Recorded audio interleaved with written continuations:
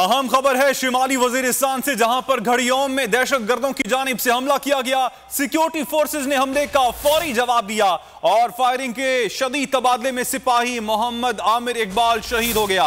ISPR के मुताबिक इलाके से दहशत गर्दों के खात्मे के लिए क्लियरेंस ऑपरेशन जारी है। मजीद तफसीलात मालूम कर लेते हैं बोल न्यूज के नुमाइंदे खुसूसी अहमद मंसूर से। अहमद, इस हवाले से आपके पास क्या तफसीलात हैं?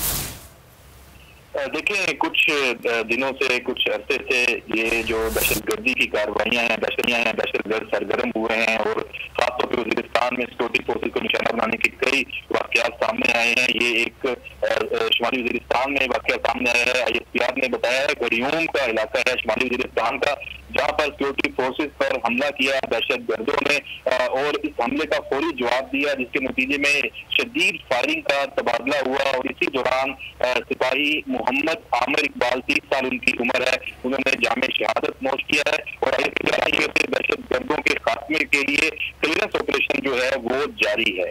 जी अहमद, आपने अपडेट किया, आपका शुक्रिया। सब्सक्राइब करें और बेल दबाएं ताकि कोई खबर रह न जाए।